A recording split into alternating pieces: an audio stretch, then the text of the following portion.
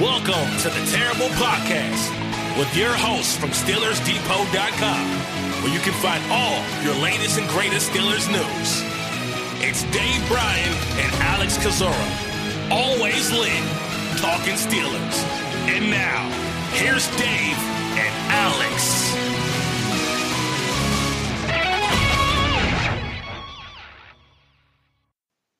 Welcome to the Terrible Podcast, Season 11, Episode 102. He's Dave Bryan. I'm Alex Kozora, SteelersDepot.com. Glad you guys are back with us for this Friday show. We have our birthday boy on the show today, and I'm sure he's blushing when I say that. Dave Bryan, happy birthday to you. How you doing? Oh, I'm doing fantastic. Can't wait to go down to the to Shakey's or Chuck E. Cheese. Is that a little bit?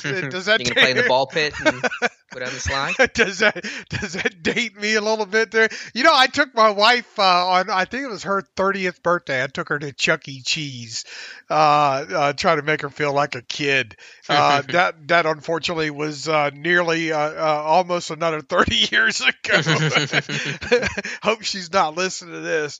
But does Shakey's? Do you know what a Shakey's is? Is that only very vaguely? I don't think I've ever been to a Shakey's, but Chuck E. Cheese, that's up my alley. Okay, Shakey's was a very popular pizza place when I was growing up, even in the South. And the big thing that they used to do every year was they'd send out you sign up and you get a birthday card, kind of basically a direct mailing coupon to come in and get a free birthday or free, Sunday or something like that. And you go to Shakey's, they had one of those old time player pianos that played by itself, and you get to stand up in the window and watch the guy make the pizza and those kind of things. So I'm old enough to remember Shakey's. They actually had pretty damn good pizza too. So, but yeah, I made it to 53. I'm a bit astonished by that. So another trip around the sun.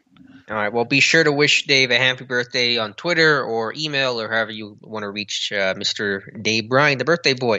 All right, Dave. And for your birthday, you have two new Steelers. Well, I shouldn't say new Steelers, but returning Steelers to the roster in Josh Dobbs and Vince Williams, both signed since our last show to one-year contracts. We'll start with Josh Dobbs since he was actually the first name to be reported. He's signing a one-year deal, according to his agent, made official by the team the other day. So Josh Dobbs now, I think, going to be a really good competitor and motivator to push a guy like Dwayne Haskins on the roster. Yeah, we knew that probably another quarterback was going to be added. I think Rooney said as much several weeks ago there.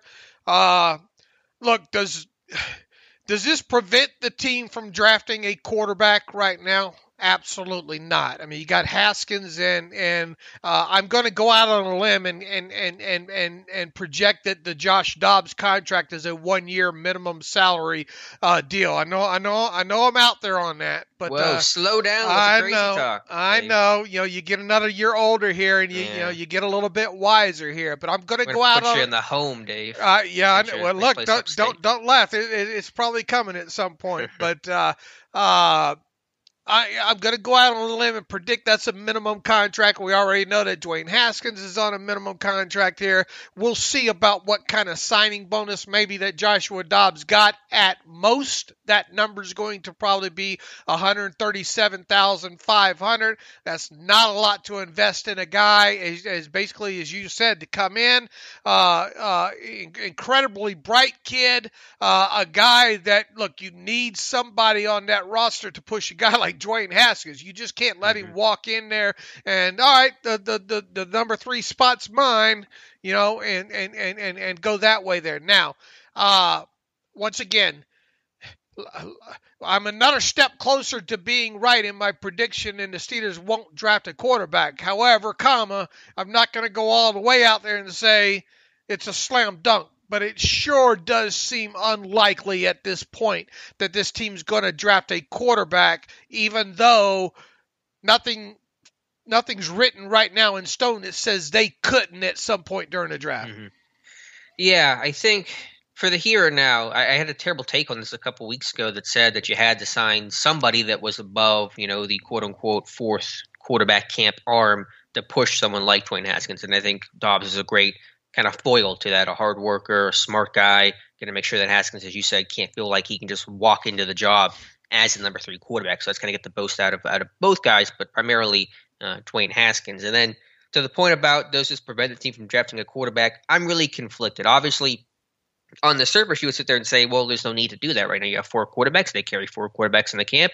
What's a 5th one going to do for you? He's not even going to get the chance to play, and that's all well and true. But the central point of the reason why I argued a couple of shows ago that they could draft a quarterback was just because there is no one on this roster for next season. You not only don't know who your starting quarterback in 2022 is going to be, you don't know who's even going to be on your roster next season. Haskins is a restricted free agent, but you don't know if he's even going to make it to camp and what that path is going to be like. And Dobbs, Ben, and Rudolph are entering the final year of their contracts. Dobbs signing a 1-year deal. So the situation from that standpoint, the longer-term scope, remains the same in the sense of you don't know who is going to be on your roster. And so does that want to compel you to draft a quarterback to at least have somebody under contract for next season?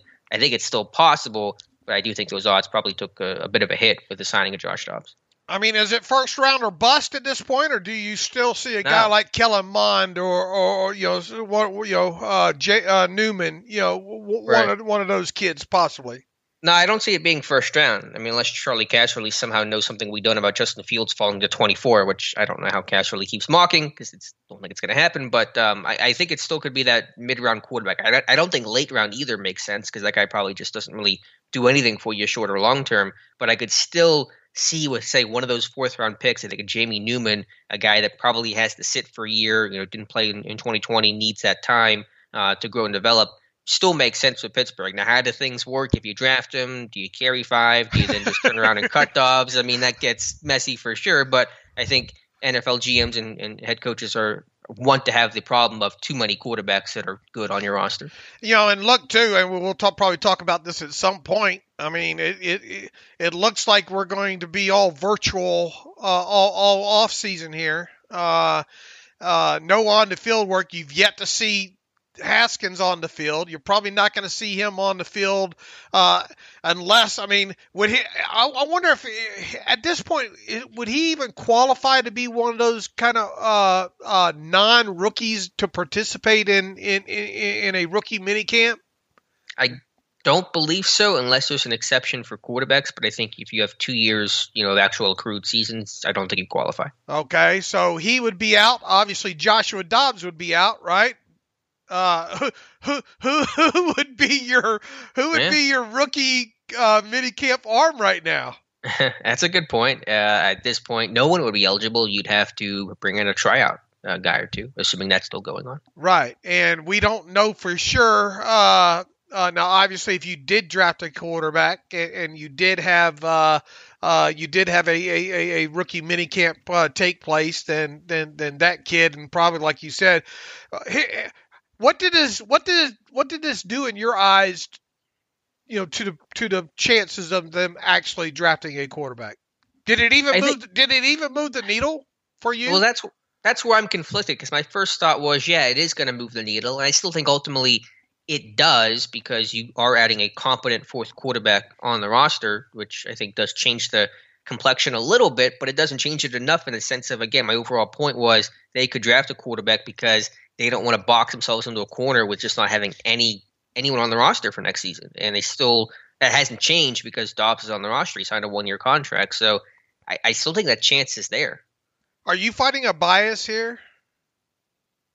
I mean, I don't think so. I'm just trying to think. What would be the bias too? Just the bias of Jamie Newman or Kellen Mond. Yeah, I mean, are you fighting a bias here? Where you would like to see one of those, maybe 2 guys? No, I'm against taking a quarterback past the first round. I hope they don't do it. I think it's smart if they don't because I just don't think those things really ever work out. So I'm just thinking what they may do as opposed to what I want them to do. I have gone from I think I've gone through several stages on this. I went from a year ago to thinking, man, there ain't no damn way that they're going to draft a quarterback. To I've gone to a few months ago thinking, okay, well, maybe there's a possibility of them doing it if they did it,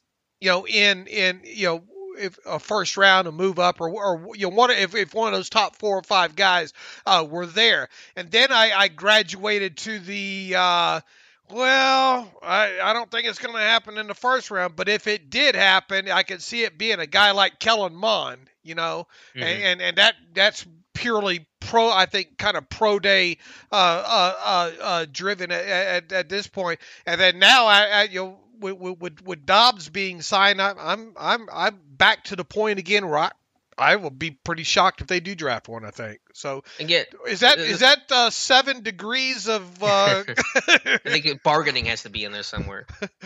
Yeah, but that's where I'm at. Right. Look, would it be intriguing to see a guy like Mond come in? And I mean, if he did, I mean that it spells the end of Haskins, I think automatically. I mean, I don't think you're going to draft a guy like Mond and then expect to try to carry him on the practice squad there. But it would be intriguing for a guy like Mond.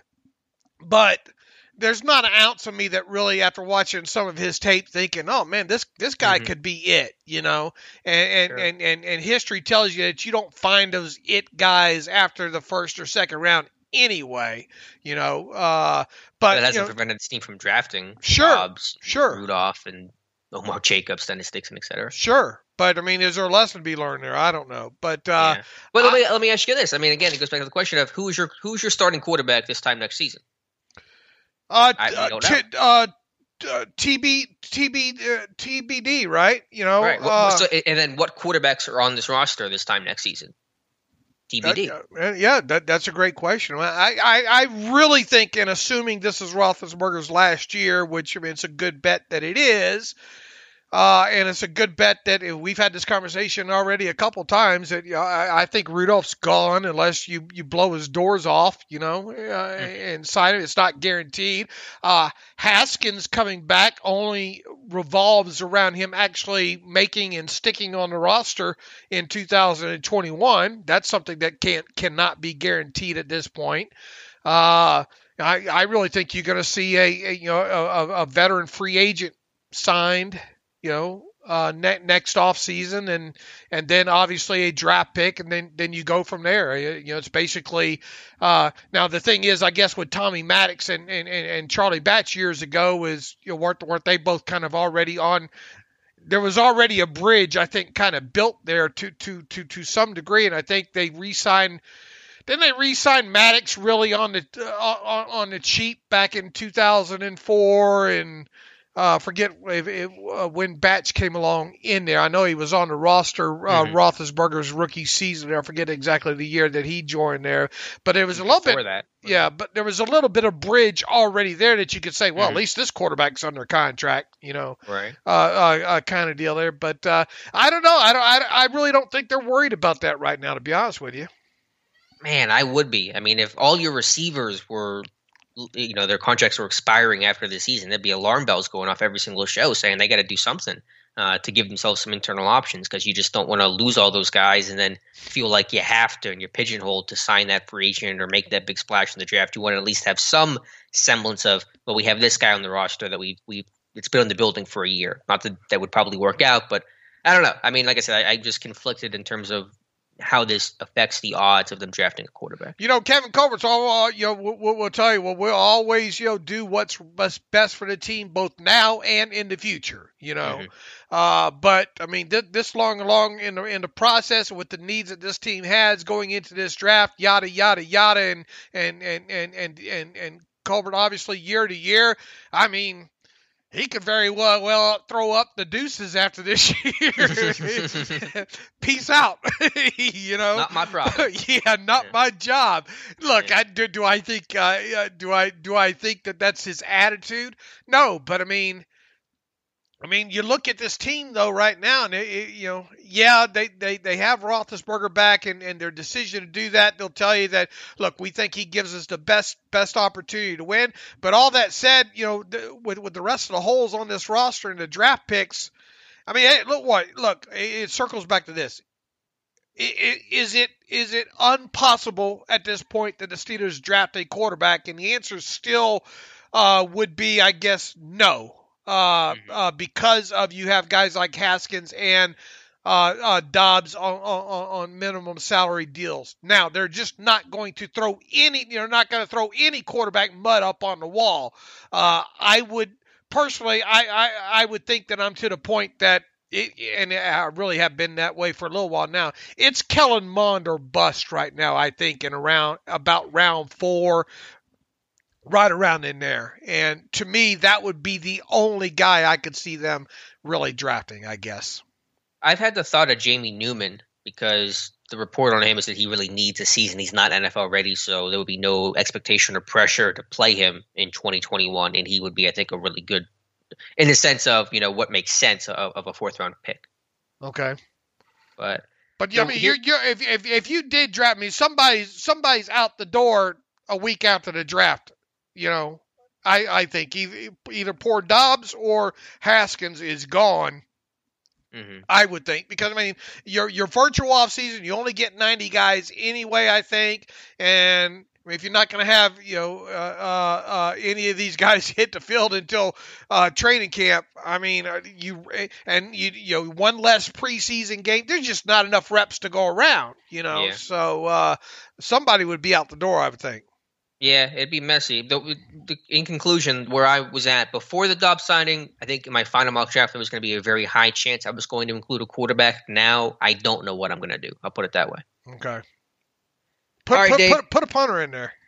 Put a punter in there. Hey, I got another punter report up today on James Smith. All right, Dave. The other signing the Steelers made, and they made it official yesterday. This one was a very pleasant surprise. The Steelers re-signing Vince Williams to a 1-year deal. We don't know exact contract terms. We can assume it is for about the minimum or something very close to it. So Vince Williams, a cap casualty last month, returns to Pittsburgh. Reportedly had other offers, according to ESPN's Jeremy Fowler, but wanted to stay in Pittsburgh. So that thank you note I wrote to Vince Williams, we can return it, I guess. It doesn't matter anymore. But Vince Williams, I'm very happy he's back as a Pittsburgh Steeler. A little bit of a rarity here, Yeah, I was going to ask, has this ever happened before in this fashion? I would have to go back. And, if it hasn't happened in a while, right? Especially this quick of a turnaround, before the draft. I think when you look back on this now, I mean, we don't know exactly how this do-si-do worked, but I got a pretty good idea of how it worked. They probably went to Vince and, at the beginning of this process and said, hey, you're going to have to move it on down to the minimum or we're going to have to cut you. And players always anticipate their value probably being higher than maybe what is perceived. He probably said, "Go ahead and cut me, and I'll have no problems getting a job." Well, that happened. He hit the street, and he probably had offers out there, but they were probably for the for probably right at or near what he ended up signing back for the Steelers for anyway. And Kevin Colbert probably left that contract taped to the front door. And here we are. So you probably could have avoided all this, right? Would he still have been on the roster had he taken a cut down to the minimum? I mean, probably. It sounds like it, considering how things played out. Yeah, that's the way it seems to be. Now, do we know that for a fact? No. But why are you going to stack up that dead money on yourself like that? Just if you know there's a potential of him coming back there. So I think I ended up being right twice on this, to be honest with you, because I said Vince Williams will either have to take a pay cut down to the minimum or he'll be cut. So I might have got a twofer here. The rare twofer. No, but I didn't see this coming once he went out the door. To be honest with you, I didn't think he'd be. I mean, back. you had posed a question though. I think I remember you asking me about that, if he could come back. Yeah, but I didn't. If it did happen, I thought maybe it would be injury related on into the off season or something like that. I didn't think we would turn around 4 weeks later and here comes Vince Williams walking back through the door. Again, that kind of thing there. Look, it's a pleasant surprise for sure. I mean, we've talked about how much this defense or looked like. We got a couple of nice surprises, the Tyson Alualu, and then you throw this one in there, and the amount of the contract that Cameron Sutton signed. I mean, would you have liked to be able to retain Mike Hilton in this? Could they, should they have been able to do that as part of this process? you could make an argument for what Mike Hilton ended up getting, that there could have been some matriculation that happened in this thing that would allow him and Sutton, maybe to come back in this as well, even if you had to use the voidable year concept or whatever, But we talked about, how many tackles for loss is walked out the door there. At least you get a couple of these back. Now, I guess the question becomes here, and it's a good one to ask at this stage, considering Vince Williams' age and what all else is on the roster here. How safe is Vince Williams at right now? Who is safer at this point for a 53-man roster spot, Vince Williams or Robert Spillane? And what, if anything, does this do to the draft and the inside linebacker position, if anything? Yeah, I think both are going to make the roster. I'm not really sure what the path is for them to not do so. And to your second question, I think it's still, you could still theoretically take a top tier first round off ball linebacker, a JOK, a Zavon Collins, a Micah Parsons. This does not prevent you from doing that. You're not going to not take a first round graded guy just because you brought back Vince Williams, probably his last year in the NFL. But what I do think it likely takes off the board is that mid round pick, that fourth, sixth round inside linebacker to kind of round out depth. I think you have the luxury to not have to do that in this draft. So I think that's probably where it changes any potential draft plans. All right, I look at it this way. I am glad Vince is back because I think he is great in that locker room. I think he can still teach a couple of these guys a few things, and I think it's good for Devin Bush at least for the rest of this offseason. Apologies all the way around here, but I still don't think with him being back, I don't think he's a lock. All right. Because how much is Vince going to play on special teams for you at this point? He could still probably do it. I mean, yeah, maybe not to the extent of the Spillane, right? Yeah, right. But I mean, is he going to start? Is the question. Is Vince going to start, or is he going to battle Spillane, or what? Well, here's where I'm going with this. If he cannot be a guy that's going to log, 300, 400 snaps on this roster, in other words, be the option over Spillane, period, then it's hard to justify, with him not with the roster spots that you need, yada yada, special teams. We know how important that is. It's hard to justify him making the roster unless he is the clear cut guy that you can count on playing a couple hundred to 350 snaps, along those lines. Because I personally, to be honest with you, and once again, apologies all the way around here, I don't think Robert Spillane blinks here, to be honest with you, because of his special teams value, B, because of kind of the little bit more athletic of the two, got a little bit of experience in here.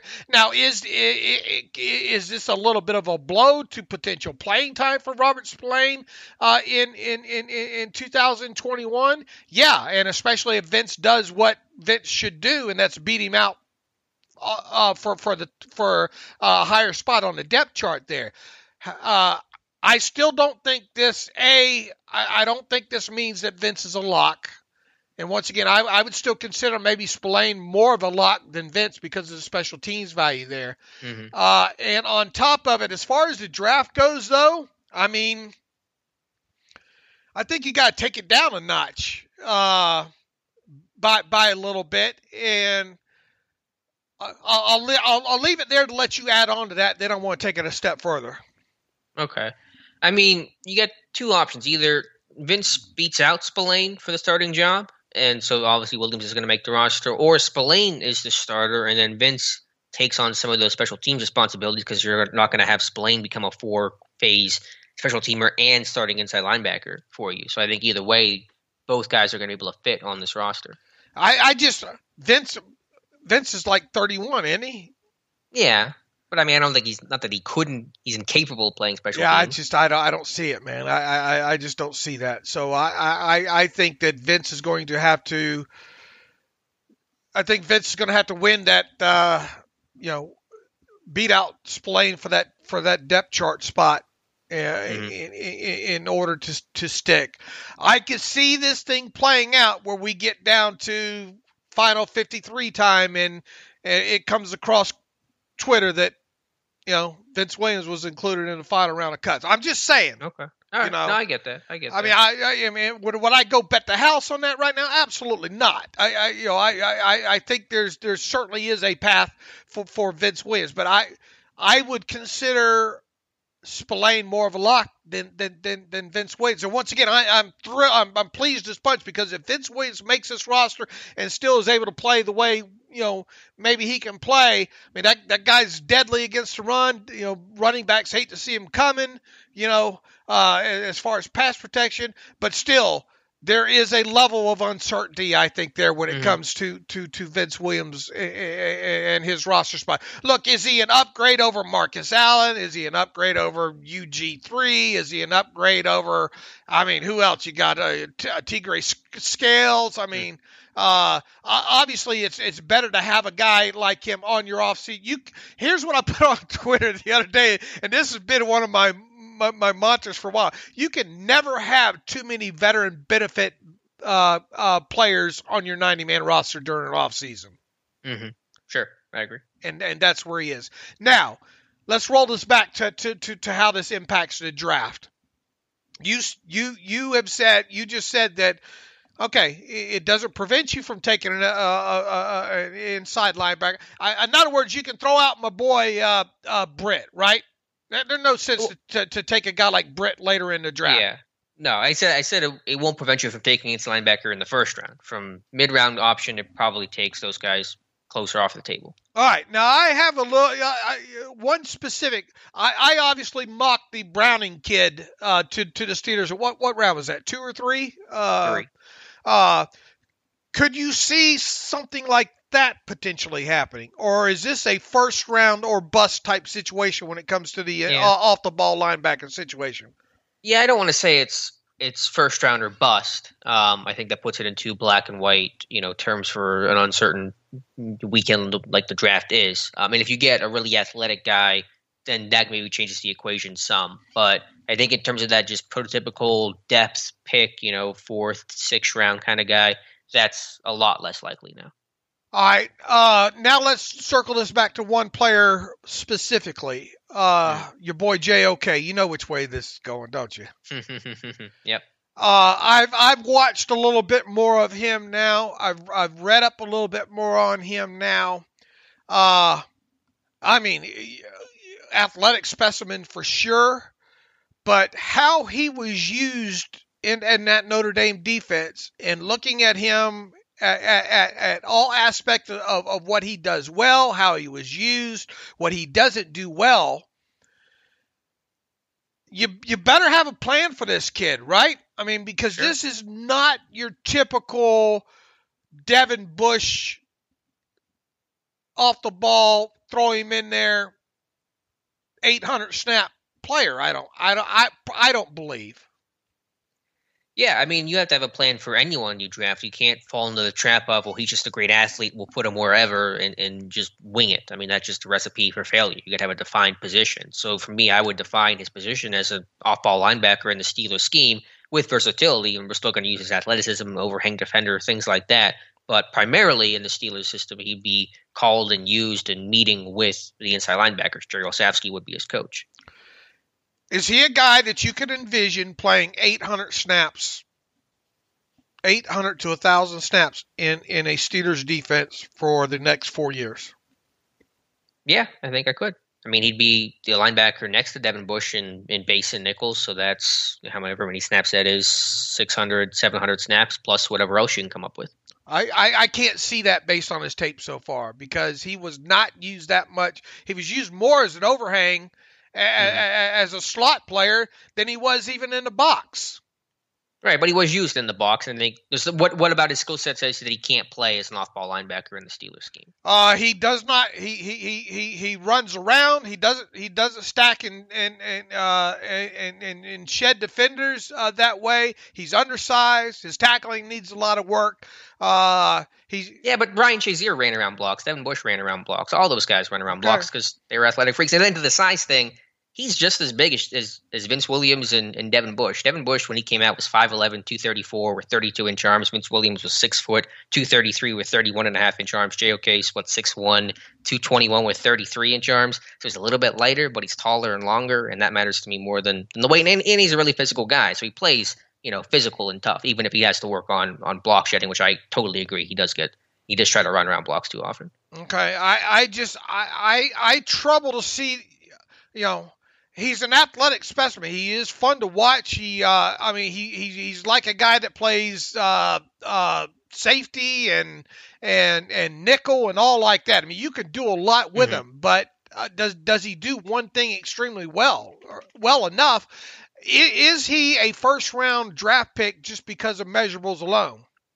No, I don't think it's measurables alone. And how he was more as a rover.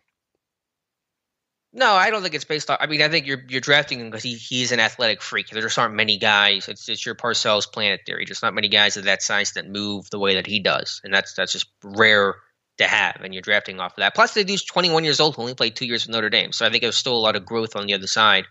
For a guy like JOK. But I think there's no way you could argue that he's too small in the Steelers scheme and then say that Devin Bush and Vince Williams are big enough to play in this scheme.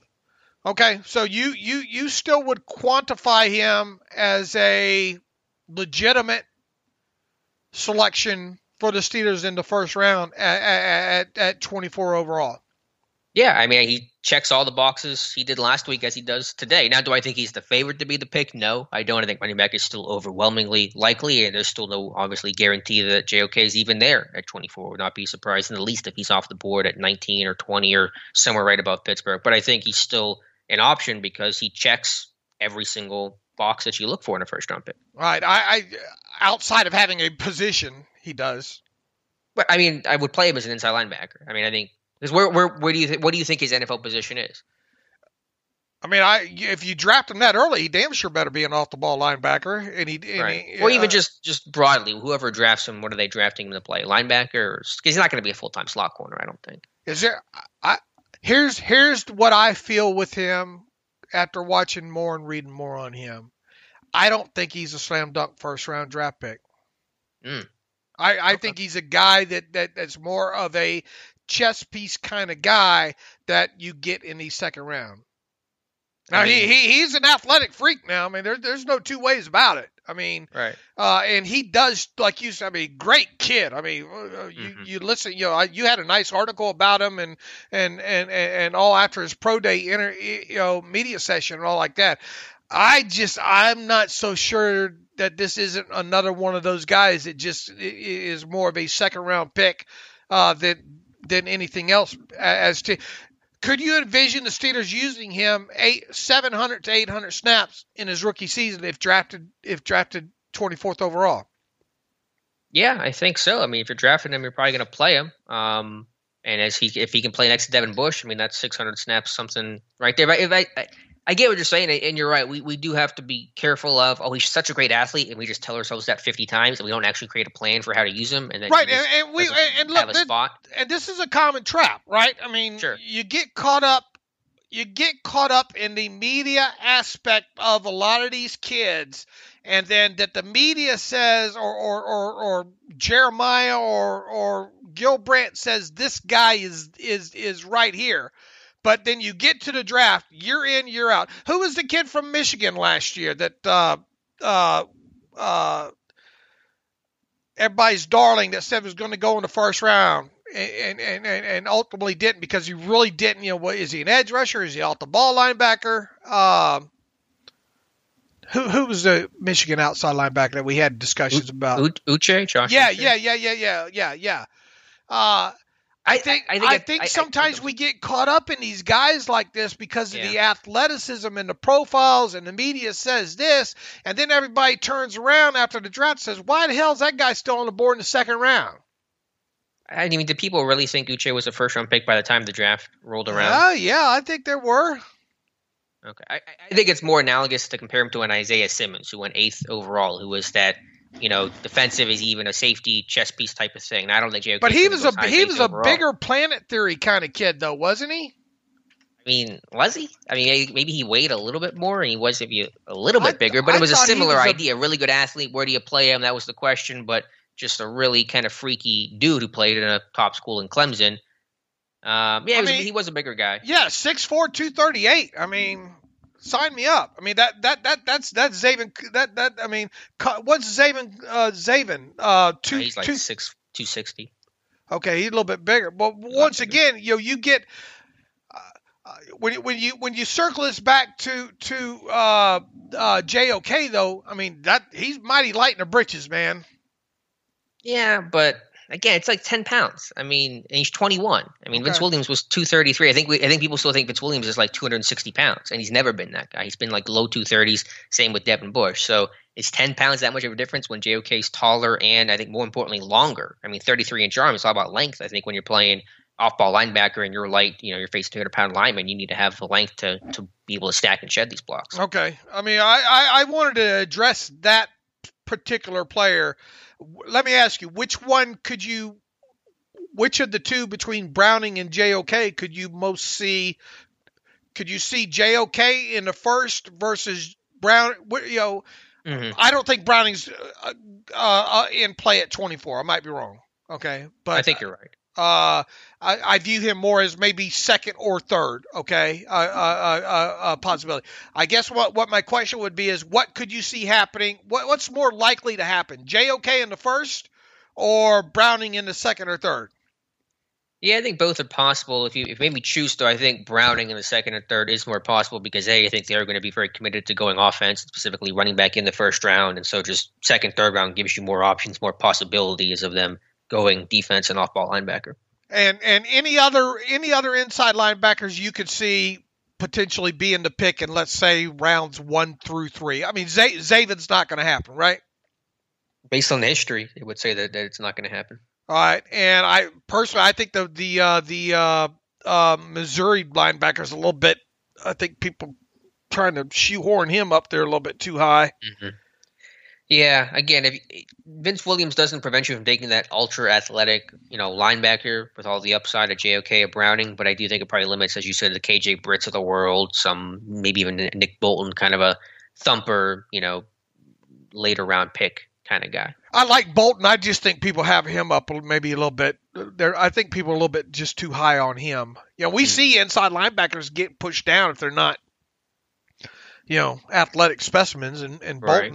Bolton's not that, And he's not a late round guy. I shouldn't lump him with the late round guys, but I don't think he's going to be the pick. Right. All right. Let's circle this back. We talked about the likelihood. What did this do to the likelihood of the Steelers drafting a linebacker, an inside and off the ball linebacker at all? We talked about the quarterback position. Well, what does this do to the inside linebacker position now?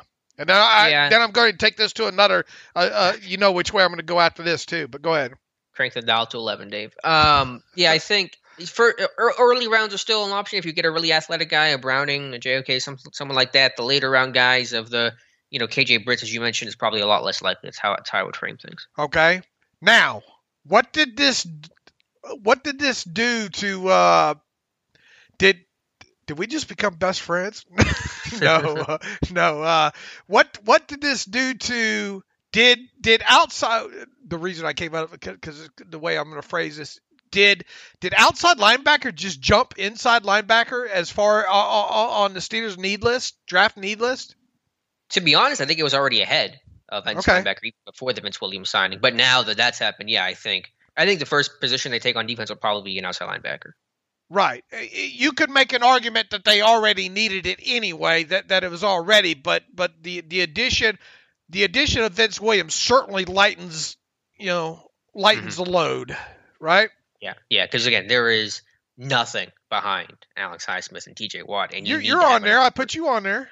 He did. At the bottom, hurt my feelings. Well, I mean, look, you bend. Tape. That 3-cone time. Men lie, women lie. Tape don't lie. I shouldn't have trained with Jarvis Jones for my 3-cone. That's my first mistake. You could probably run to 40 quicker than him. Yeah. Do you believe that? Could you? I mean, look, this has been years ago. We were still very wet behind the ears, especially me when it came to scouting. We obviously didn't have the tape that we had now back then, but you could see that coming in. It makes you wonder why the Steelers couldn't see that coming with Jarvis Jones. Yeah, they fell in love with the production. Do you remember what his 40 time was? I'll play a little game here for you. Real quick. It was like 4.9, wasn't it? Yeah, 4.88. Okay. You know what his 3-cone time was? It was 7.6 or something, I think. It wasn't that bad. It was pretty bad. 7.46. Okay. Well, I thought there was a 6 in there. So.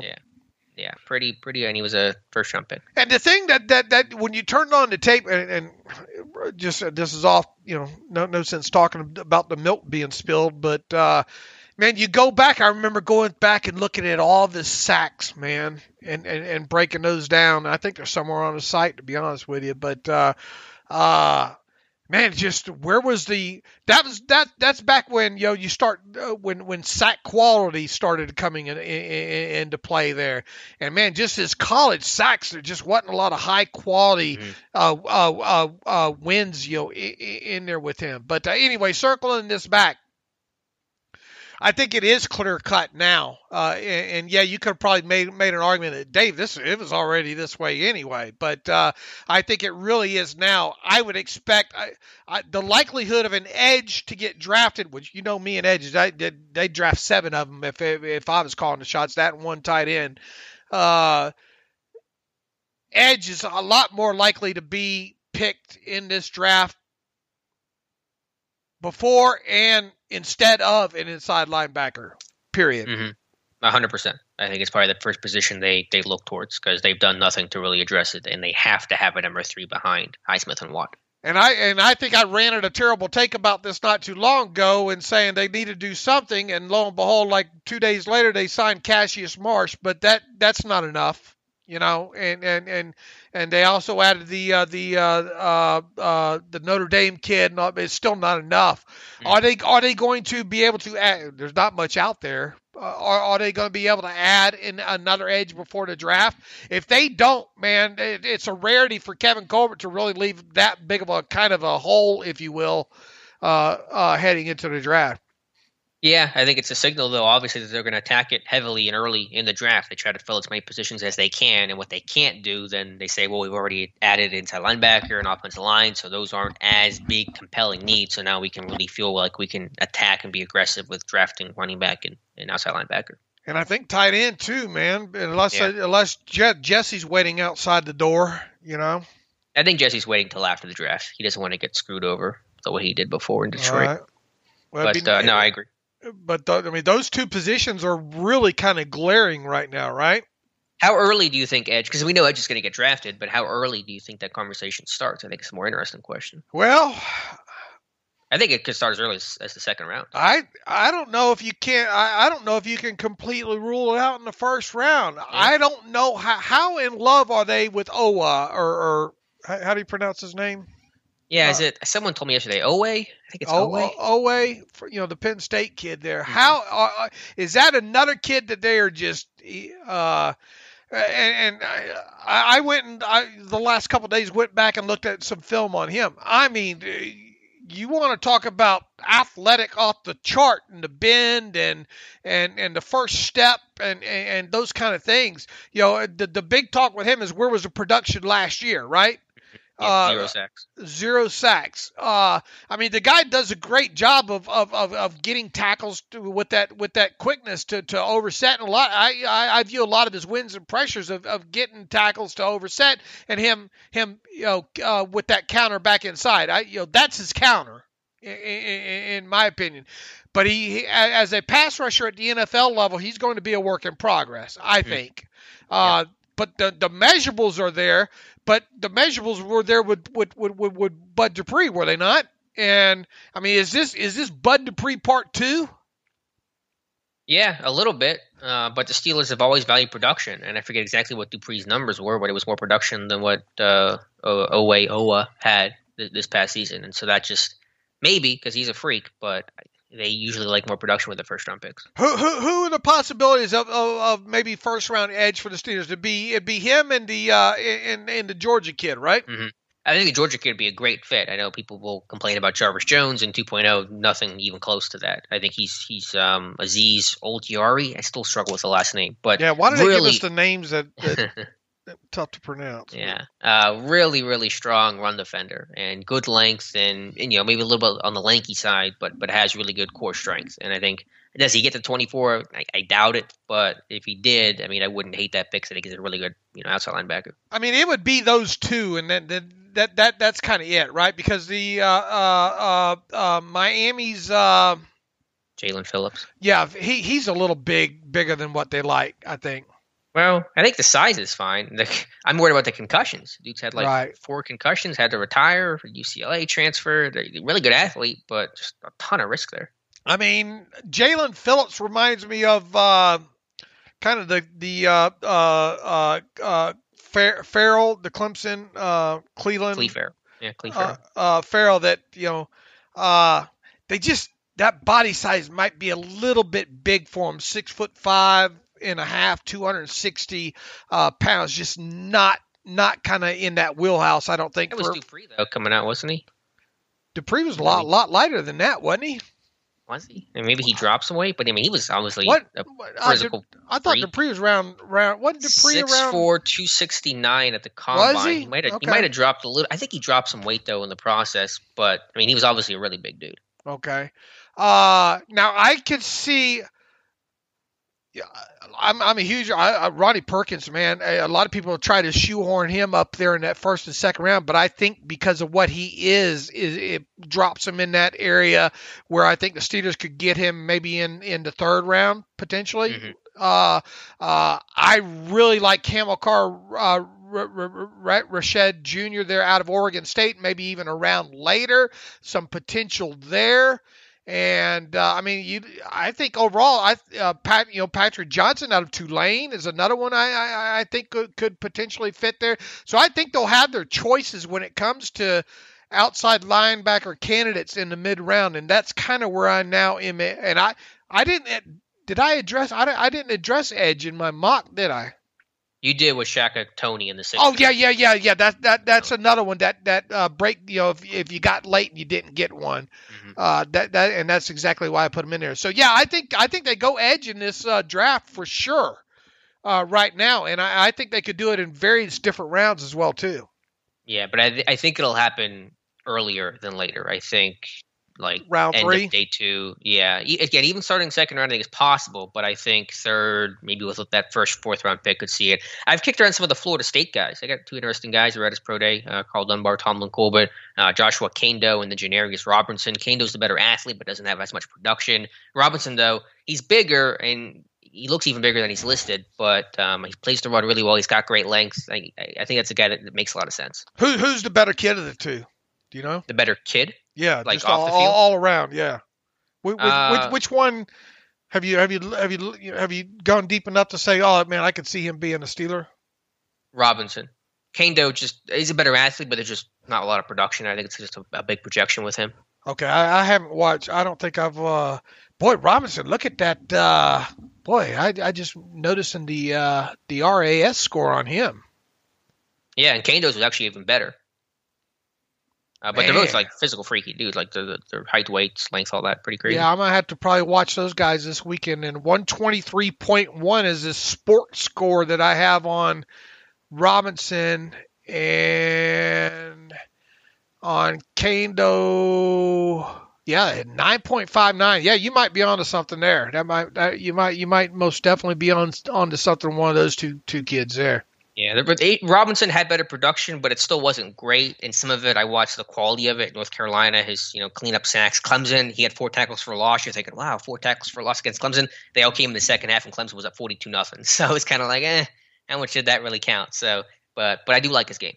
Robinson was also a Senior Bowl player as well too. So that's another reason to probably circle him, I think. 6'5", 266, 35 and a quarter inch arms, and still ran 4.69, 34-inch vert, 10.1 broad, 7.313 cone, which for his size isn't terrible. And he actually a little bit of this is gonna sound really bad. A little bit of chickle. He played some base 3-4 end. He's played as an outside linebacker. He played a 4-3. He's played off ball. I mean, he wore a lot of hats at Florida State. Okay. All right. Well, I'm gonna watch a little bit more of him this weekend then. All right, Dave. Good discussion there on the linebackers. I'm with you. I think edge before inside linebacker, and I think that's going to happen probably sooner than later. One last signing to mention, not one in Pittsburgh, but we now know the official contract details on James Conner going to Arizona, and he signed for the minimum, basically, or close to it, right, Dave? No, it ended up being $1.75 million, which technically is the minimum when you go to talking about what counts as a compensatory free agent. Okay.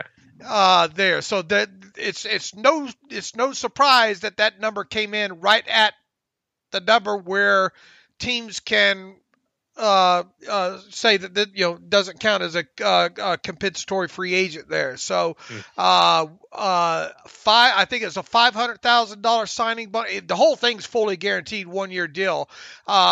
The fact of the matter is, and reading reports from Jerry Dulac saying the Steelers never were interested. I think that might be a little strong. I bet the Steelers would have said, "Hey, come on back if you want to sign a minimum contract." But last time I looked, $1.75 million was more than $1.075 million, right? Or in Connor's case, it would have been probably a little bit cheaper than that, 900 and whatever, and then the signing bonus. Anyway, it would have ate up nearly $1 million. It would have been he would have carried little. It would have been a little bit more than $1 million difference between what he signed for the Cardinals with what the Steelers probably wanted him to sign for if they would have welcomed back. Obviously, he wouldn't have had the opportunity. I mean, it made no sense right from the get-go that James Conner was likely to be re-signed. But to slam dunk it and say that the Steelers had no intentions of bringing him back, that might be a little strong, right? I don't know. I feel like they just wanted to move on. They just wanted to restart the running back room, and they were going to draft a running back, so that puts Conner in some sort of weird, awkward backup role where what's his fit. So maybe that door wasn't 100% closed, but I think it was like 99% closed. Okay, good enough. And look, wish him well and all like that. Mm-hmm. I'm glad he landed with Saxon over there with Arizona. That'll give him an opportunity there, and good for him. But we waited for the details on that. That's a far cry from the $6.6 million that Pro Football Focus thought James Conner would get this offseason here. I forgot about that. Yeah. I still would have waited it out though, man. To be honest with you, and I understand the fit and the Saxon and who knows what he was told. Yeah, you're going to be the bell cow, blah blah blah. I still think I would have waited that one out for the rest of the summer there. Mm-hmm. Yeah, that's fair. But as you said, I think Arizona is probably the best fit for him of what felt realistic. All right, Dave. Some news here. Well, maybe not some news, but what's going to happen to Big Al? I hope there's a resolution because I'm tired of John Clayton talking about how he might come back and then nothing happens. Like either it's going to happen or it's not. I'm tired of John Clayton every 2 weeks saying, it might happen. We'll see. Right. But who knows? I guess I don't think that door is completely closed, but I don't know how much it's open either. What's the max you'd pay him? I don't. I mean, are we doing this avoidable year structure kind of thing? Yeah, I guess? You have to. Yeah.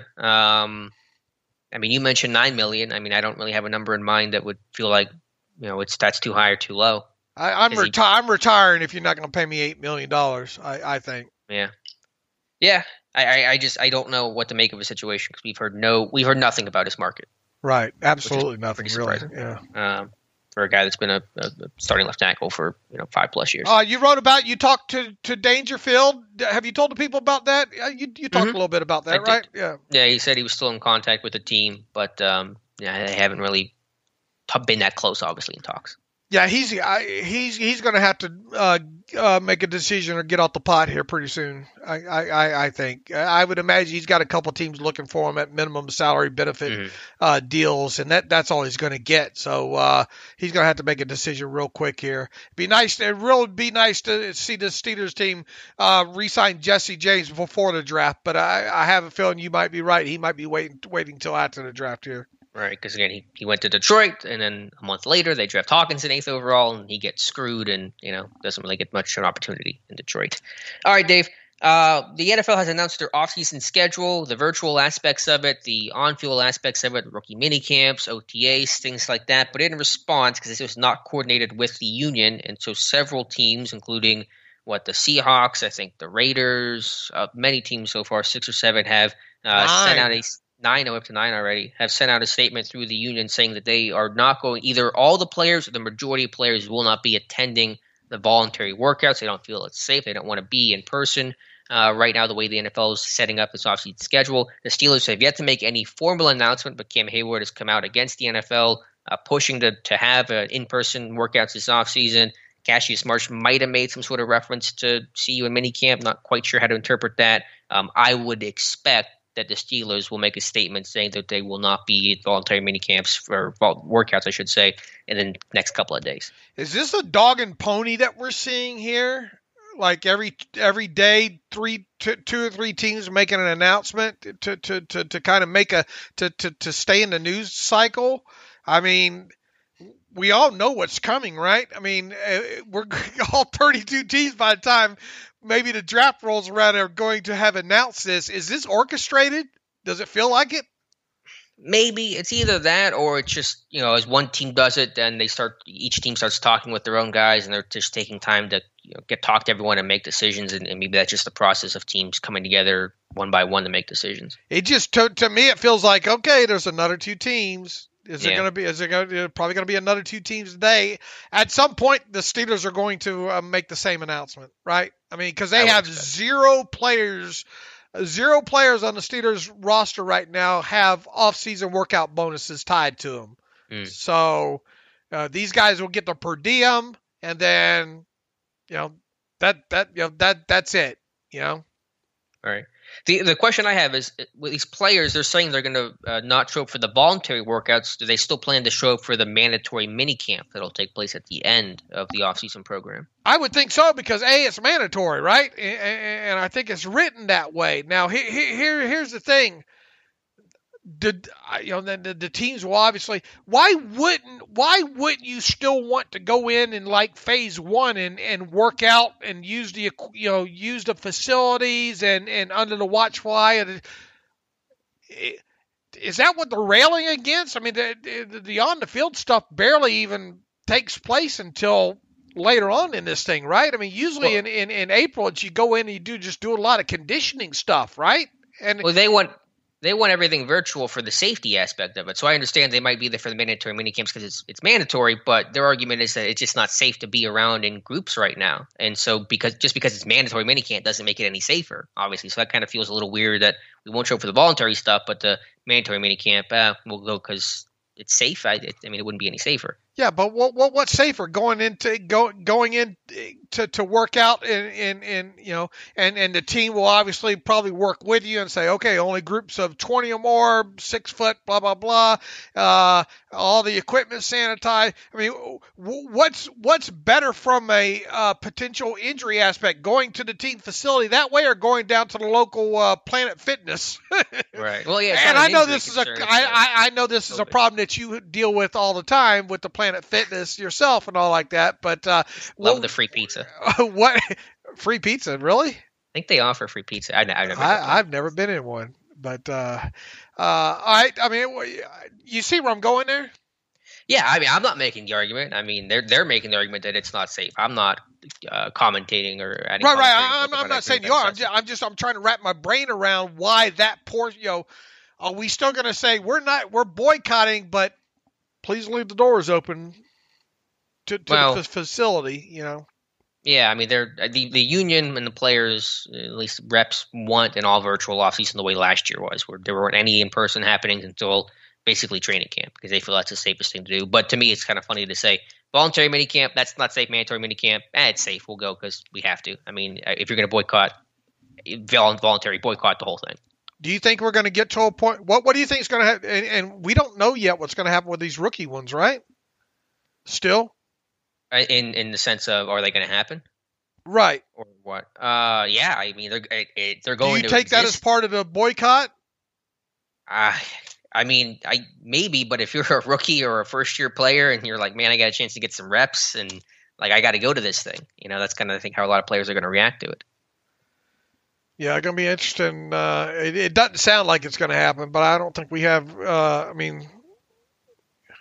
it's going to be weird to have a rookie minicamp and only like 30 players show up, right? Yeah. I think they're going to happen. The NFL has created them. They said that they're going to take place.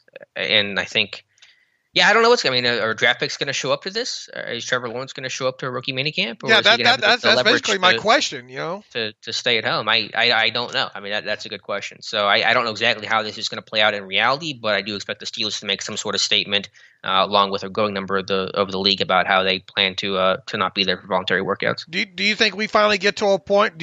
What do you think is going to happen to the mandatory ones? I mean, I know they're mandatory, but if you get enough of a push to because what can they do to you if you don't show up for mandatory minicamp? Fine you, I guess. Yeah, it's fines. Yeah, it's pretty bad PR optics to fine somebody because they don't want to show up in a pandemic. I mean, you could do it, but is it worth it? All right, well, definitely going to dominate. This is going to be huge. People are not going to like it, but this is going to be a lot of talk for the next 2 weeks and probably during the draft as well too. So be prepared for that aspect of it. Yep, and just waiting for the shoe to drop. I think for the Steelers, I expect that statement to happen probably sooner than later. Right. I guess. Right. All right, Dave. Vegas has the over/under on Steelers wins this year at 9. Is that fair or foul? I think it's fair, Alex. I'll take fair for 400. Yeah, I think that's fair too. Not that I get too caught up in wins and losses and over/unders and all that stuff, but I think 9 is a fair number. Yeah. Now they are behind the Browns and the Browns I think are 10 and the win total is at 10. I think the Ravens are at 11. And I do realize this is a 17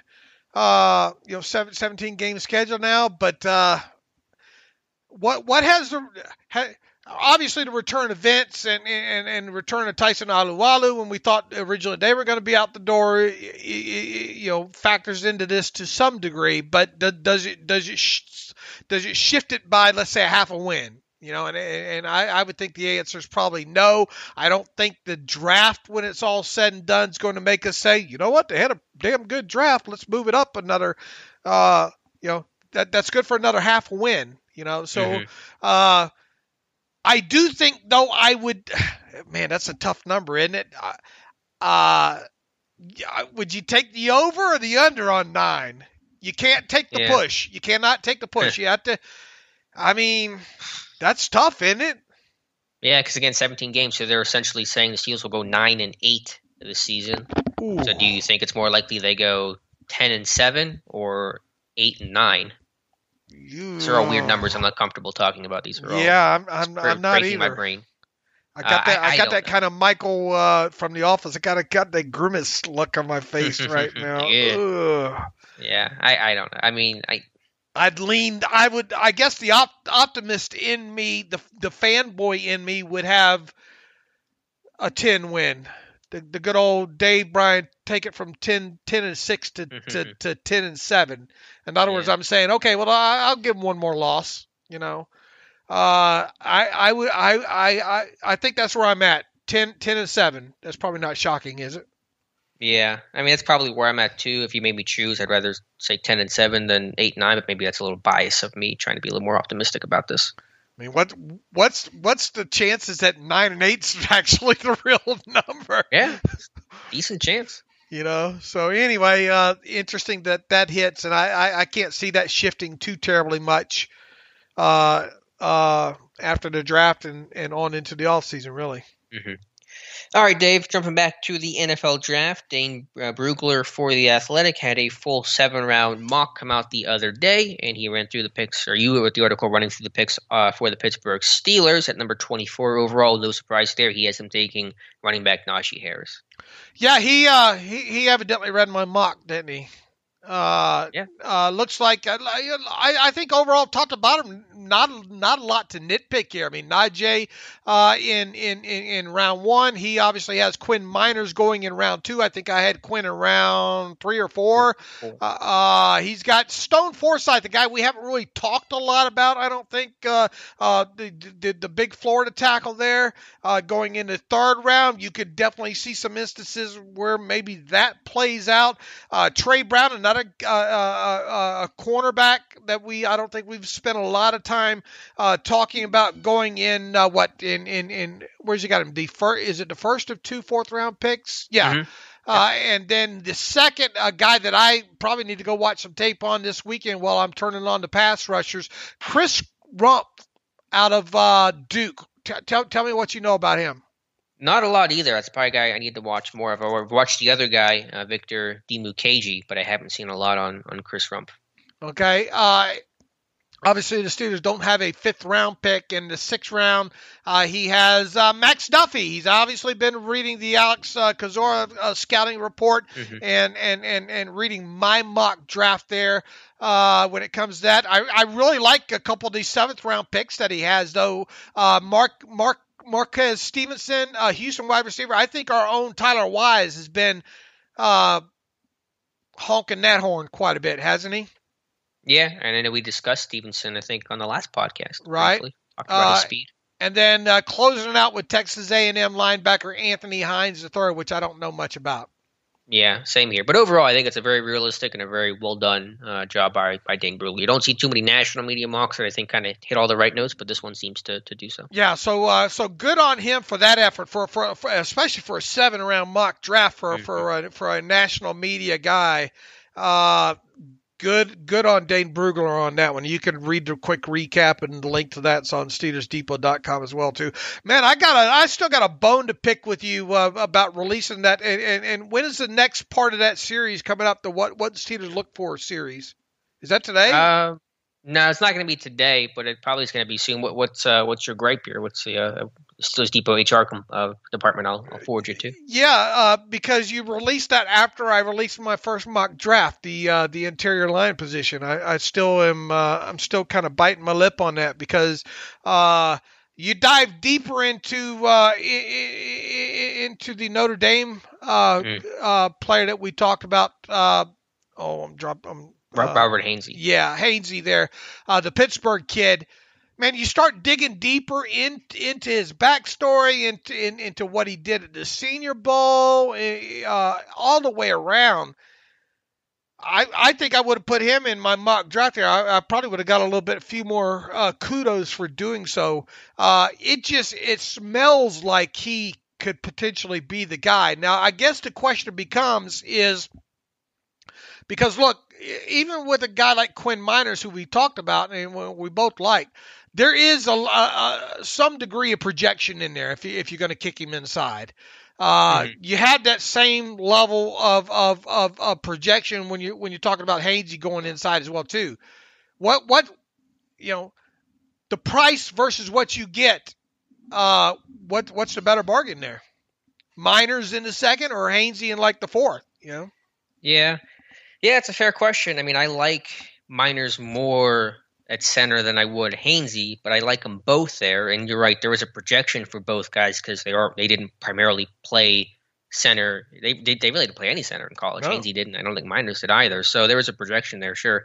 I would prefer Miners, but if you told me you couldn't get Miners and you got Hainsey, then I could live with that too.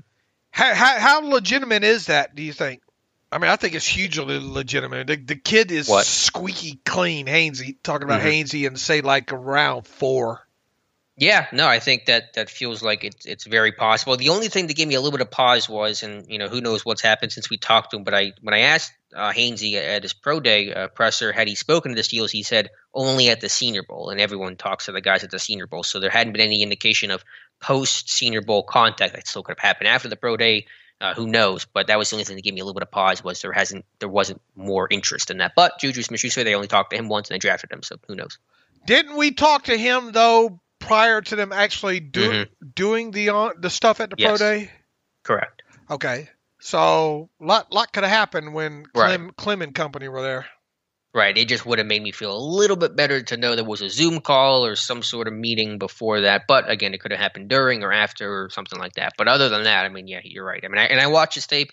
I mean, he's not great athletically, especially at tackle, so he's definitely going to have to move inside. But he's going to be athletic enough to play along the interior. He's strong. He's tough. He's physical. He's got good leverage and hand placement. He runs his feet. All those things you're looking for in a center. I mean, at worst here, I think, and I wrote this up the other day. I think at worst there you have an 8-year right guard, right? Mm-hmm.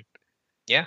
And best case scenario is maybe an 8 to 10 year center. I think there. I mean, Jim Nagy, is pretty balanced and all like that. He says the kid had a great Senior Bowl at center. Mm-hmm. The only thing I saw was some snapping issues, which is not a surprise, but there were some that were rolling a little bit in some of the one-on-one drills. The other center I watched really got more in depth of last night was Creed Humphrey. And man, Creed Humphrey, super impressive guy. If he was the guy at 24, which I don't think he'll be, but if he was, I would not be mad about that for 1 second. Any chance he gets pushed down and is on the board at 55? I think he can get pushed down, but will he get pushed down far enough to 55? I think that's a tough ask. Okay. But really, we've seen centers go down. Right. Let me ask you: where would you put Landon Dickerson in this group, and where are you running outside doing a cheer if he's 24 overall? Again, I sound like a broken record, but it all comes down to the medical, and I just don't have the information. From an on-tape standpoint, I love him. In the context of how would I rank those centers based on me not knowing the medical, I would put Humphrey above Dickerson because there's that risk there with the medical of Landon Dickerson and all the ACL and ankle injuries. I could interest you in a Hainsey a couple of rounds later and have a total clean. What's it going to take for me to put you? You can fit so many offensive linemen in this mock draft. This bad boy. I'll throw in some free undercoating here. What's your warranty program on? Yeah, exactly. And Creed Humphrey, by the way, checked every box too in our study. Okay. What's the next position group you're going to do? I think I'm going to do edge. I want to do the outside linebacker because as we discussed, we're pretty confident they're going to take an edge guy. So I'm curious which players fit in this class. That's all you've done is interior, right? Did running back and interior offensive. Oh, right. Okay. And you're going to do that over the weekend or no? Yeah, maybe for the weekend. I'm not entirely sure of the schedule, but sooner than later. Okay. All right. Where else are we now? Going back to JOK, mm-hmm. One other thing. I mean, does it mean anything that Jerry O wasn't at that pro day? No, not really, because there was the max on the guys you could take. So I think them taking Clem to watch the 4 offensive linemen who could be drafted at Notre Dame is probably a better use of resources than just there for JOK. Okay. All right. But it would have been nice to see him there, but I don't think it matters. Because, we don't think they're taking Nick Bolton just because Jerry O was at his pro day. Okay. All right, Dave, anything else? I have a note here I can't read, which is too common for me with my own handwriting. Is there something else we need to talk about on the show that I have yet to address? I don't know. Try to read that note that you can't read. It begins with an R. R. I don't know. Well, what schedule? The NFL schedule going to come out after the draft? Probably going to be exactly 2 weeks after the draft, just like it was not long ago, right? Yeah, last year. It was. I had written down random prospects. That's what it was. So we've discussed our random Hainsey and Robinson and et cetera. So anything else, Dave, or we can move some reader emails and close out today's show? Yeah, I guess we should move along here and get to some reader email. Let me see what we have. Let me pull up the machine here. While you do that, a reminder, tomorrow on my YouTube channel, 9 p.m. Eastern Time, I'll be doing a live mock draft for Walk the Mock with hopefully, I think, 31 other real people, possible trades and all that. So come join us and be my scouts as we draft for the Pittsburgh Steelers. Do I have mandatory attendance for that or no? I'll give you the day off. I think I'll get some ink. When are you doing that? 9 p.m. Eastern Time. A.M.? No, p.m. Oh, okay. Yeah, I might. I would oversleep for a 9 a.m. mock draft. Oh no, I'll be in the tattoo chair then. Okay. Tomorrow. Let's see. Chris Lookhart writes in, so who is the starting inside linebacker, Vince or Robert? Yeah, it's kind of what we discussed earlier. My gut tells me Vince, because I think it's better versus the run. Maybe there's a way to shoehorn both and get both playing time. But my feeling is they brought back Vince, and that was with the expectation of him being a starter next to Devin Bush. I'm not ready to say. I'm not ready to commit either way. I don't think, to be honest with you. And we had that conversation at the top of the show there. I don't think Vince is as of much of a lock maybe as several people listening. So I think this is one of those things that are going to play. I guess he's asking my prediction on it. Are they going to draft one? And I'll go ahead and say Vince sticks, and he's your starter alongside Devin Bush from where I sit now. But it's not going to take too much to pull me off of that prediction, I don't think. Fair enough. Let's see. Oweh, Dupree, compare, contrast. Could you compare, contrast Dupree? And didn't we just kind of have this? This is from Mark. Let's see. The Pittsburgh Steelers love their physical freaks, and a few freakier than Oweh. If the light goes on, and I can dream of TJ and Oweh, gives me some hope. Only JOK even gets close to hoping the ceiling in our draft range. Man, I think JOK. Which one would you be more apt to see the team draft, Alex? Oweh out on the edge or JOK off the ball? What would I rather them do? Yeah. JOK. Just have a higher grade on him overall. Yeah, there's some comparisons there between the two, between Dupree and Oweh, because of just how freaky athletic they are. I mean, Oweh was actually even tested much better than Dupree, but from a production standpoint, still couldn't be more different. I mean, Dupree senior, he had 25.5 career sacks, 39.5 tackles for loss, 5 forced fumbles. Oweh has a career 3-year guy, 13.5 tackles for loss, 7 sacks, and again, no sacks in 7 games last season. So there's just, I think, even more projection there with him. All right. Going to be interesting. And it's interesting that we just had that conversation a little bit earlier in the show, so it saves us a little bit of talking time there. Pick your round, but if Spencer Brown and Quinn Miners are both on the board and you have not yet dressed offensive line, who is your choice and why? That's a good question. Yeah, I would take Miners. I think I like him a little bit more, and I think it's more of an immediate need. Brown, I like both of them. I like both of them. But I just, me and liking those offensive linemen that get that play with a nasty edge to them, and there's just something about Quinn Miners that you can't stop watching him. I like Spencer Brown. I mean, one of the most. I mean, you want to talk about Planet Theory guys? Athleticism off the chart. Big guy. Lot of untapped potential there. Really, I think he's just so very raw that's even more exciting about him as well too. I would say. People are going to say what round, yada yada. I don't know, but I really think both those guys are in play in round 2, possibly. Yeah, I think round 2 makes sense. Round 2 to round 3 for both of those guys, I think it's fair. Please answer. You seem to excuse Ramondre Stevenson from Pittsburgh Steelers considerations, yet here he is at the top of many of the rushing stats you use to measure others, such as the explosive runs. I know its athletic testing wasn't great, but honestly, we don't know what Najee Harris is either, and no one seems to care. I think he's a solid option if they miss on. Look, Mark, that's a fair question at all. Here's the thing. When I was compiling, and it's been it's been well over a month when I put that those were guys that were deemed to be at the top of the class, okay, at the time. Apologies for leaving Ramondre Stevenson off that list.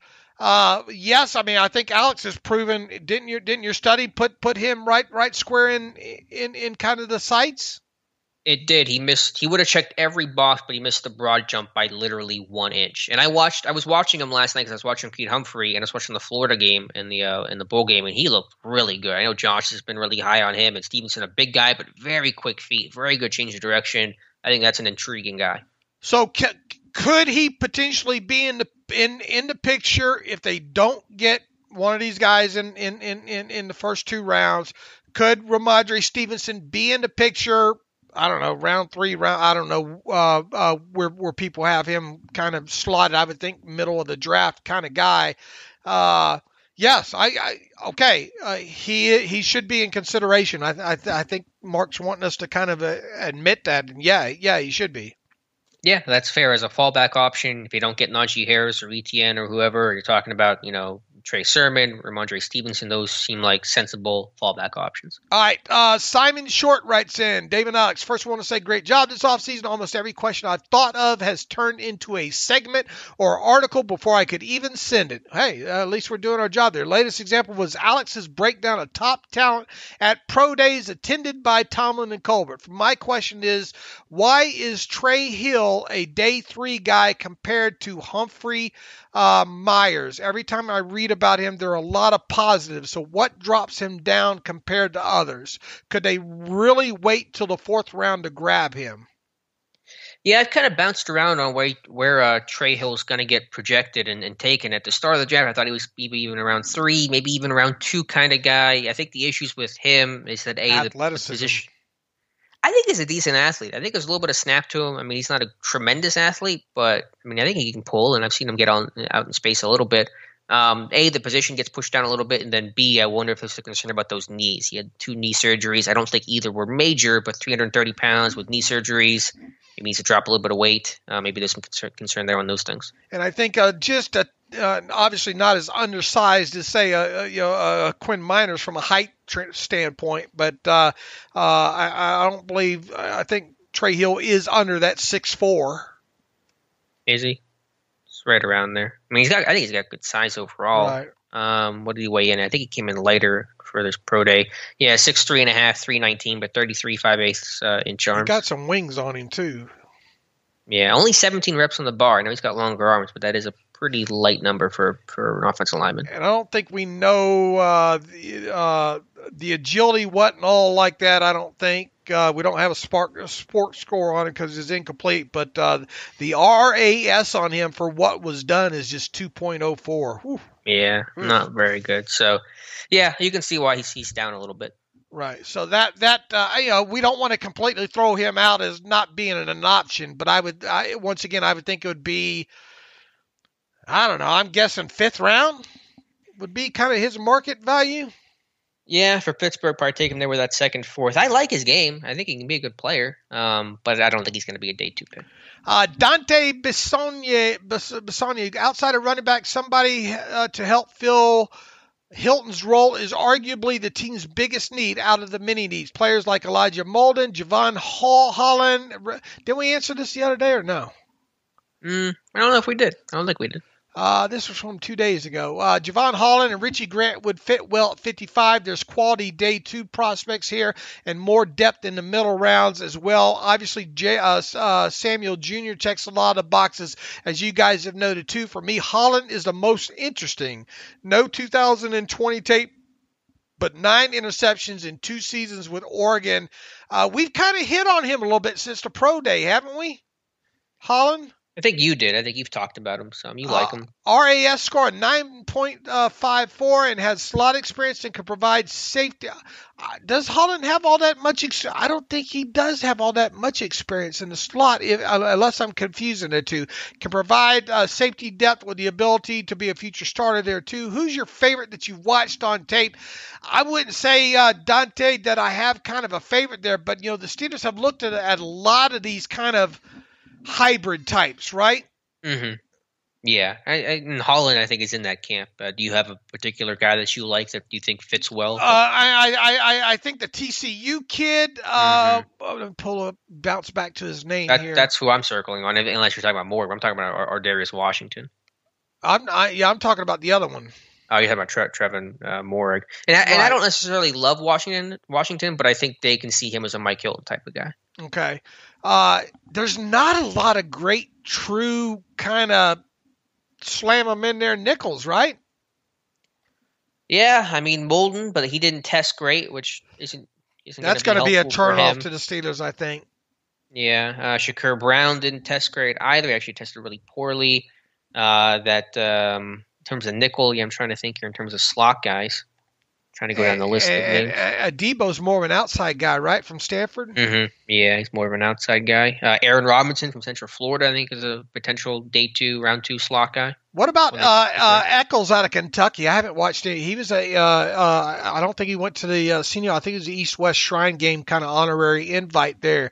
But 5'10", 179 pounds, 9.15 RAS score. Yeah, I don't know much about him. Jumped out of the building at 11 feet 4 inches broad, 42.5 inch vertical. Maybe that's the guy I probably need to watch a little bit more of. Eccles. Do you know if he played how much he played inside? Because I don't. I don't either, but he probably played some and probably at least projects there. And you had Kerry Vincent in your mock draft too. You liked that LSU. Right, a little bit later in the draft for sure. Yeah. I don't. We try to get to so many of these guys, but we run out of time. Dante, I wouldn't say there's. I think Holland is a guy that's in the conversation. Richie Grant, who's more of a safety, did play. Is very, very versatile. Seems like a good kid as well too. If you were going to go early, potentially maybe he's a guy that slot safety-ish kind of guy that the Steelers have been looking at, kind of hybrid type guy. Mm-hmm. Also, Lenore, DeMondre Lenore from Oregon. Also, Holland and Lenore, I think, can be some versatile options for teams. His character though, he was the one with like the two word answers, wasn't he? Yeah, I don't know if that impugned his character, but he was very, very short in his pro day press conference. All right. Have we beat? I think we beat the email box up pretty good here, right? Yeah, I think. Quinn Miners and Vince Williams from Jeff Burke. How much work would y'all surmise it would take someone like Quinn Miners to transition to center in the NFL? Would it be possible to start week 1? I think it's possible. I think at least the positive this year is that you should have preseason games, which is going to be really important to get those guys to make the transition and feel comfortable and have those reps. So I think that's a benefit this year you'll have that you didn't have last season. But I don't think you can predict it and say with certainty it's going to happen. You just bring the guy in and you work him and you kind of see where you're at. But there are no guarantees. He says, with the Steelers signing back from Vince Williams, do y'all think this lessens the inside linebacker need in the draft? I think we already covered that, similar to what's happened at defensive line. I think we already covered that, Jeff, earlier in the show. Dave, has this changed your Baron Browning mock in the third? Mock's a consistent moving target, LOL. Yeah, they are. I mean, they are constantly a moving target. And if pressed to put out a mock draft an hour from now, yeah, I think I would have an edge up higher in that slot where I had Baron Browning, to be honest with you. Would you take Browning out of consideration entirely, or would you still think there's a chance? I mean, I think there's a chance. Obviously, we talked about that. I don't think inside linebacker is going to be in play at 24 overall. All right, so if you got the right guy at the right pick, i.e. Browning in the third round, I don't think you can rule it out. Mm-hmm. Yeah, that's fair. I'd be scared. I'd be scared if I was Vince Williams did that happen. Yeah, that's also fair. But push comes to shove right now, I think I'd put an edge up higher. I would too. All right, I think we got it here. Top to bottom as much as we could through these emails here. So in the meantime, tell people once again what you're going to do Saturday evening.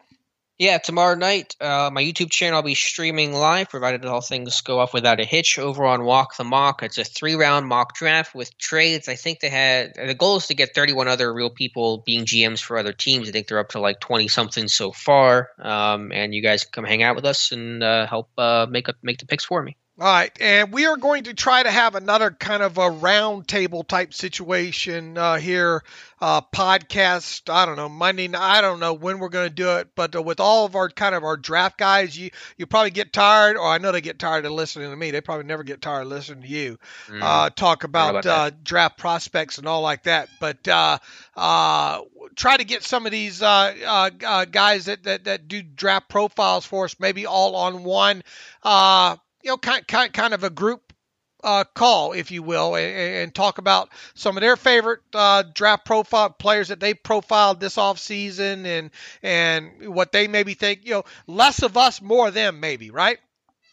Yeah, no, I would love to get to talk with, Josh, Jonathan, Tom, and Wes, and Tom, and all the whole depot crew has done an outstanding job. So I think it'd be good to get to hear from them and get their opinions on the guys that they've watched up close and personal. Right. And I think that did very, very well last year at the same time. So we're trying to put something together on that. So stay tuned to our Twitter accounts and this podcast and wherever else. So the site obviously, and we'll try to keep everybody in tune to when something like that might go down, and you could obviously find that when and if it does in the podcast feed there. So in the meantime, you can follow me on Twitter at Steelers Depot. You can follow Alex on Twitter at Alex_Kozora.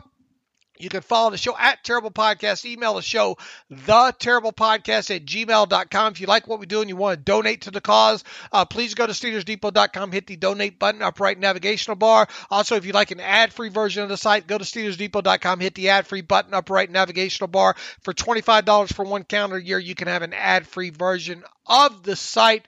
Alex, appreciate it. Great show today. You and I should be back again at this Tuesday at the latest, right? Yep, Tuesday at the latest. All right. As always, thanks for listening to the Terrible Podcast with Dave and Alex.